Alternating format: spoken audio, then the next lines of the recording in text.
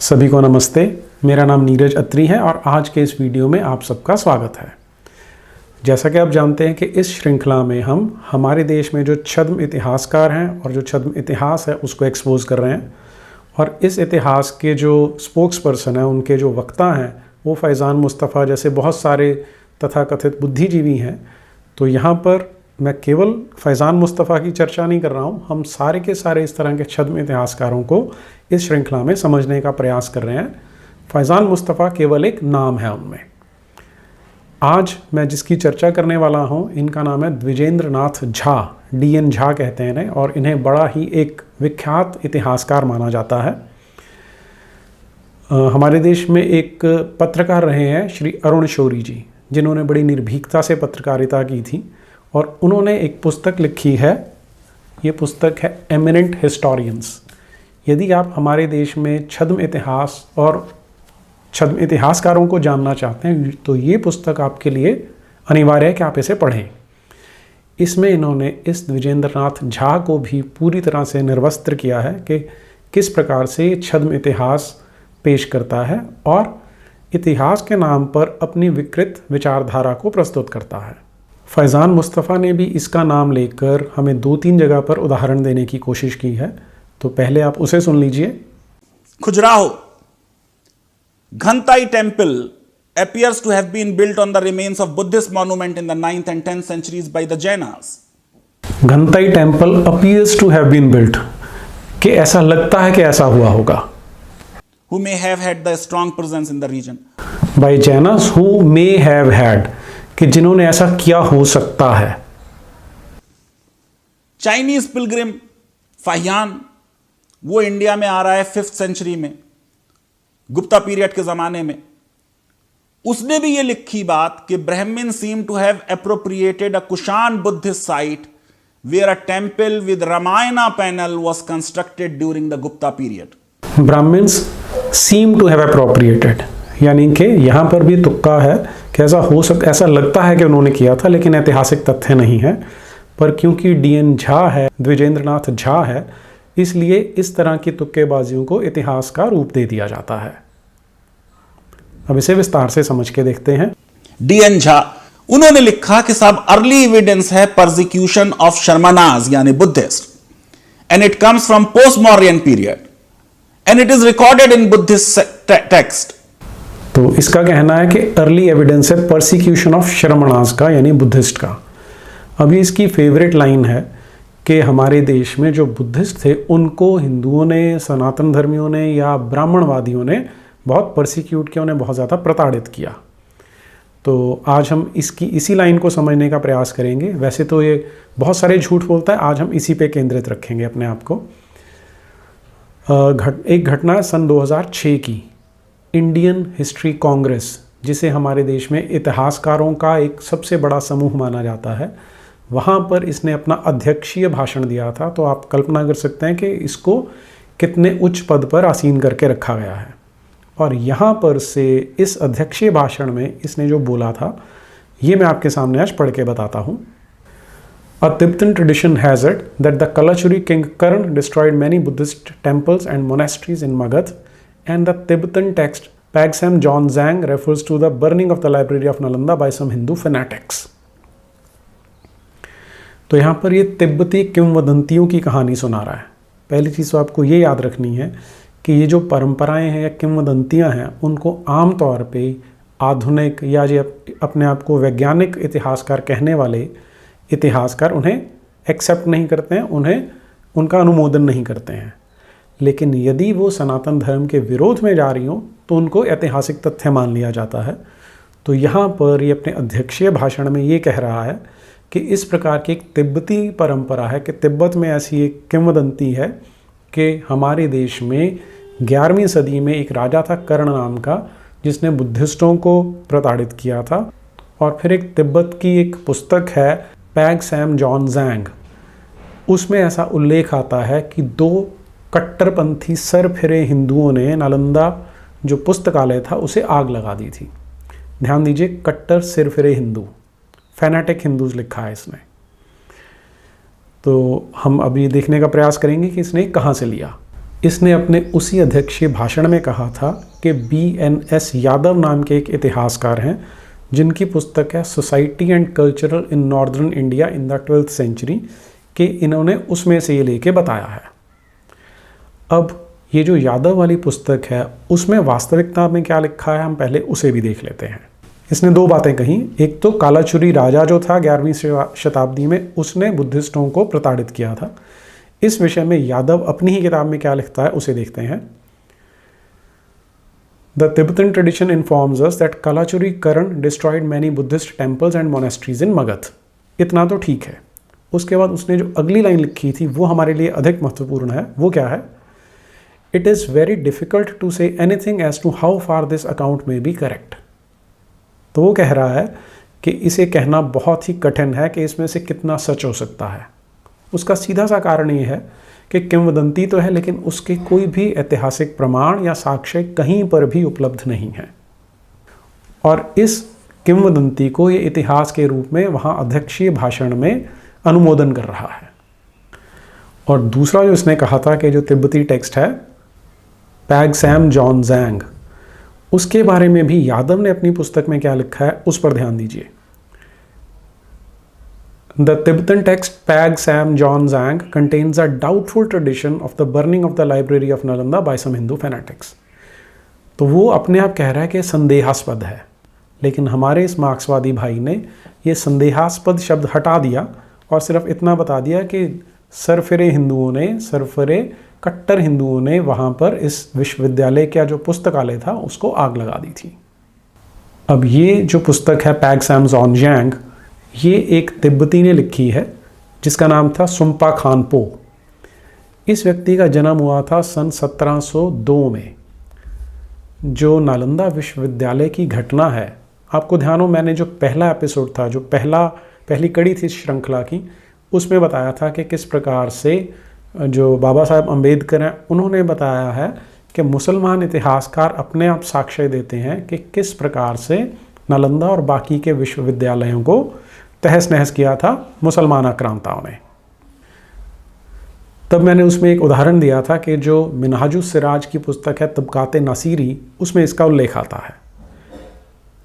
वो घटना है सन 1202 की, और उससे 500 साल बाद तिब्बत में एक लेखक का जन्म होता है जो 18वीं शताब्दी में लिखता है। तो उसे इतिहास के रूप में प्रस्तुत किया जा रहा है, लेकिन ये कहा जा रहा है कि नालंदा विश्वविद्यालय को बख्तियार खिलजी ने नहीं चलाया था, जिसके बारे में एक समकालीन लेखक ने ही उल्लेख किया हुआ है।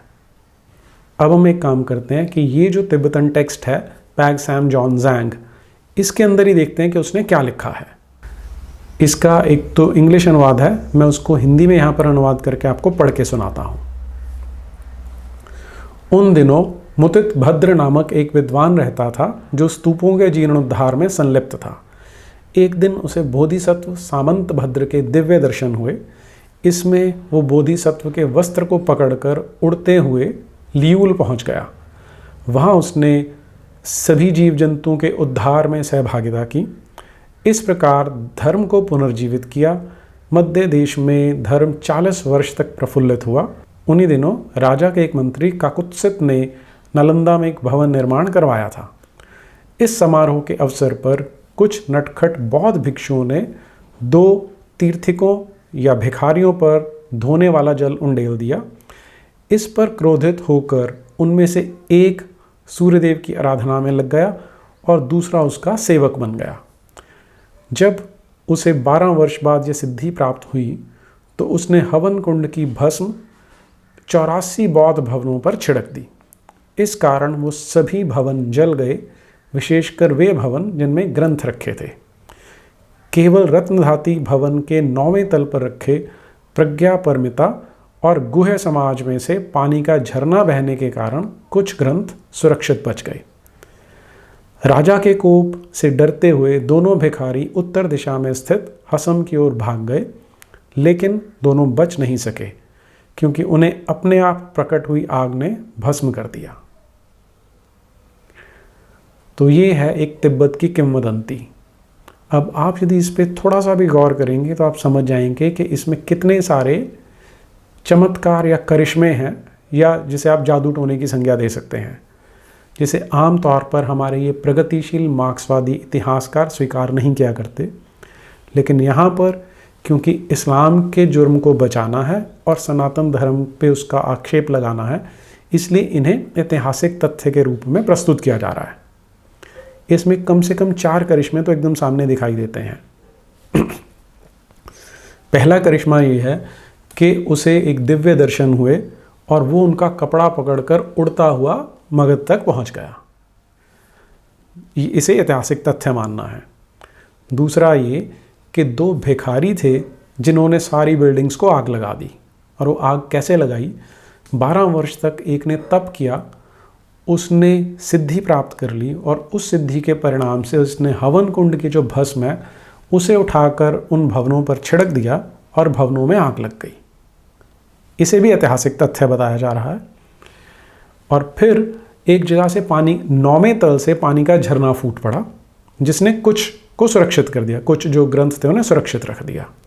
ये भी ऐतिहासिक तथ्य है। और फिर ये जो दोनों हिंदू थे या जो दोनों तीर्थक थे वो भाग के जा रहे थे, तो उन्हें अपने आप आग ने उनका सर्वनाश कर दिया। ये भी तथ्य है। तो इतिहास के नाम पर इस तरह के टोने टोटकों को प्रसारित करके ये अपनी जो विचारधारा है वो लोगों तक पहुंचाने का प्रयास करते हैं और उसमें बहुत हद तक सफल भी होते हैं।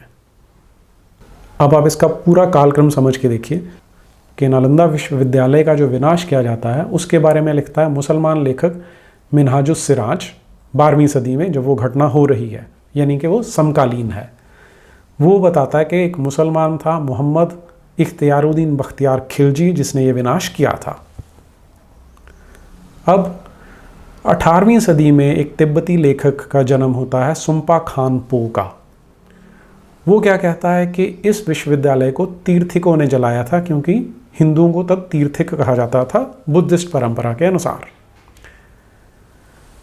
फिर आते हैं हम 20वीं सदी में। तब एक मार्क्सवादी लेखक हैं BNS यादव। वो क्या बोलते हैं? वो तीर्थिक या हिंदू को या गैर बुद्धिस्ट को बदल देते हैं कट्टर सिरफिरे हिंदू में, लेकिन साथ में वो ये लिख देते हैं कि ये संदेहास्पद घटना है, इस पर विश्वास नहीं किया जा सकता। फिर आते हैं 21वीं सदी में। अब मार्क्सवादी लेखक हैं द्विजेंद्रनाथ झा। वो इसको कह देते हैं कि कट्टर सरफिरे हिंदुओं ने इस विश्वविद्यालय के जो पुस्तकालय थे उनको जलाया था। तो जब आप आज अपने टीवी स्क्रीन्स पर देखते हैं कि तबलीगी जमात को एक सिंगल सोर्स बता दिया जाता है और ये कहा जाता है कि वो वैष्णो देवी के भी तो तीर्थ यात्री वहाँ रुके थे, जब आपकी आंखों के सामने इतिहास इस तरह से विकृत किया जा रहा है, तो ये आपके सामने दिखाई दे रहा है कि जो 700-800 वर्ष का इतिहास है उसको किस तरह से धीरे धीरे विकृत करके बिल्कुल उल्टा रंग दे दिया जाता है। लेकिन अगर आपको लगता है कि इनकी ये जो निर्लज्जता है यहीं समाप्त हो जाती है, तो आप बहुत बड़ी भूल कर रहे हैं, क्योंकि इससे आगे भी ये बहुत आगे तक जाते हैं। ये जो मैंने आपको सारा घटनाक्रम उल्लेख करके बताया, अरुण शौरी ने इस पर एक आर्टिकल लिखा था जो इंडियन एक्सप्रेस में छपा था, जिसमें उन्होंने ये सब जो धांधलेबाजी थी उसको एक्सपोज किया था। लेकिन हमारे ये जो छद्म इतिहासकार हैं ये कतई कम नहीं है, तो इन्होंने उसको रिबट करने के लिए, उसको झूठा साबित करने के लिए एक लेख और लिखा था। अब मैं आपका ध्यान उस लेख की ओर आकर्षित करवाता हूँ।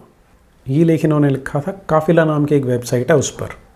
इस तरह के बहुत सारे मार्क्सवादी वेबसाइट्स आपको मिलेंगे, काफिला, काउंटर करंट्स, कारमा, वायर, स्क्रोल, क्विंट, इस तरह के बहुत सारे हैं।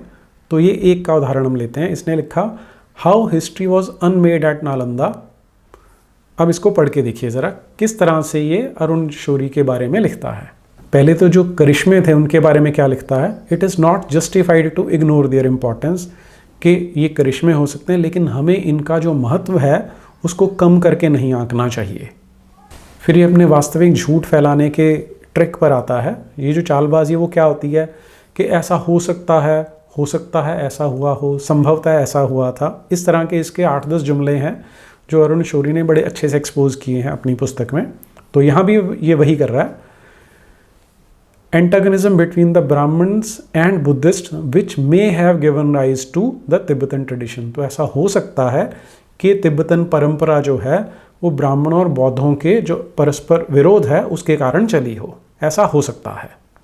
और फिर एक और बड़ी ख़ास बात बताता है कि ये जो तिब्बती घटनाक्रम को लिखने वाले हैं, तिब्बती किंवदंतियों को लिखने वाले हैं, वो सुम्पा है या तारानाथ है, उनमें से कभी भी किसी ने भारत नहीं आए थे वो, लेकिन फिर भी उन्होंने लिखा है। तो आप कल्पना कीजिए कि जो मिन्हाजुस्सिराज है वो समकालीन है, वो लिख रहा है, उसको इग्नोर करने की कोशिश कर रहा है। लेकिन जो ना तो समकालीन है, 500 साल बाद जन्म हुआ था, और जो ना कभी भारत में आया था, उसको ये कह रहा है हम इग्नोर नहीं कर सकते, हम उसकी अनदेखी नहीं कर सकते, उसे ज़रूर एक्सेप्ट किया जाना चाहिए, क्यों महत्वपूर्ण है। फिर इनका एक दर्द भी यहाँ से झलकता है। It is neither possible nor necessary to deny that the Islamic invaders conquered parts of Bihar, कि इससे मुकरना ना तो संभव है और ना ही इसकी आवश्यकता है। तो इनका दर्द है कि वो इतना ज़्यादा लिख गए हैं कि अब इनके लिए संभव ही नहीं है कि इस चीज़ को छिपा पाएँ कि इस्लामिक आक्रांताओं ने ये सर्वनाश किया था। फिर ये अरुण शौरी के बारे में क्या लिखता है? Certainly weekend historians like Shourie and others of his ilk are always free to falsify historical data, but this only reveals a lack of any serious historical training. यहाँ पर ये अरुण शौरी पर ये इल्ज़ाम लगा रहा है या आक्षेप लगा रहा है कि ये तो जब इसको फुर्सत मिलती है उस समय अपने आप को इतिहासकार क्लेम करता है, क्योंकि वास्तविकता में तो ये पत्रकार है कि वो ऐतिहासिक तथ्यों से छेड़खानी कर सकते हैं, क्योंकि उनके पास कोई भी गहन इतिहास को समझने की ट्रेनिंग नहीं है, और ये बहुत ज़्यादा ट्रेंड है, इसलिए इसकी बात को सच मानना चाहिए हमें। और क्योंकि तथ्यों पे बात नहीं करनी, केवल शब्दों का खेल खेलना है, इसलिए अरुण शौरी के बारे में और क्या लिखता है? मैजिकली ही फाइंड्स एविडेंस, कि जादू के दम से एविडेंस आ गया। और जो अरुण शौरी है victim of his anti Muslim prejudice है, कि क्योंकि जो शौरी है वो एंटी मुस्लिम है, वो मुसलमानों का विरोधी है, इसलिए इस तरह की बातें वो कर रहा है। और उसकी उत्सुकता में उसने जो इतिहास है उसको तोड़ मरोड़ के पेश कर दिया है, कॉन्कॉक्ट कर लिया, यानी अपने आप ही घड़ लिया है। और वो इस तथ्य को दरकिनार कर रहा है कि जो बख्तियार था, यानी जो बख्तियार खिलजी था, उसने नालंदा को नहीं तोड़ा था, क्योंकि नालंदा उसकी इस आक्रमण से बच गया था। तो अब इसके कहने का तात्पर्य यह है कि क्योंकि शौरी एंटी मुसलमान है, इसलिए उसने ये बातें कही हैं। अब आपको ये मार्क्सवादियों का ट्रिक समझना एक और पड़ेगा कि दूसरे के ऊपर ये लेबल लगाते हैं कि दूसरा गलत है और हम सही हैं। हमारे देश में ये जो छद्म इतिहास है, इसकी जो अम्मा है वो माना जाता है रोमिला थापर को, लेकिन इनके अब्बा बहुत सारे हैं। अब उन अब्बाओं में जो प्रमुख नाम हैं वो हैं इरफान हबीब का, सतीश चंद्रा का, बिपिन चंद्रा का और आर.एस. शर्मा का। अब सतीश चंद्रा की एक पुस्तक है मिडीवल इंडिया फ्रॉम सल्तनत टू द मुगल्स, दिल्ली सल्तनत 1206 से लेके 1226 तक। इसमें ये मार्क्सवादी क्या बताता है उसे देखिए। वो बख्तियार खिलजी वाला वही रेफरेंस ले रहा है जिसे मैंने अपने पहली कड़ी में बताया था, जिसे मिन्हाजुस्सिराज बताता है, और उसके बारे में वो बताता है this apparently was the famous university of Nalanda. He then captured Vikramshila, another university town, and wrought much havoc there. He also captured the capital Udantpur and built a fort there. This is placed in 1202. तो यहाँ बता रहा है कि प्रत्यक्ष रूप से ये जो विश्वविद्यालय था ये नालंदा था, जहाँ उसने तहस नहस किया था। उसके बाद उसने विक्रमशिला पर कब्जा किया, उसे नष्ट किया, और फिर उद्दांतपुरी को नष्ट किया। यानी सारी वही बातें जो बाबा साहब भीमराव रामजी अम्बेडकर ने की थी, जो मिन्हाजुस्सिराज बता रहा था, और यहाँ पर मार्क्सवादी भी वही बता रहा है अपनी इस पुस्तक के पेज नंबर 41 पर। तो अरुण शौरी ने कहीं अपने आप से जादू से नहीं घड़ लिया था, जो डी.एन. जहा का क्लेम है। उसने इसको पूरे ऐतिहासिक तथ्यों के आधार पर कहा था। तो ये द्विजेंद्रनाथ झा जैसे इतिहासकार वो हैं जिनका उपयोग करके फैज़ान मुस्तफ़ा जैसे झूठे लोग एक झूठा नैरेटिव बिल्ड करते हैं। आज के लिए इतना ही।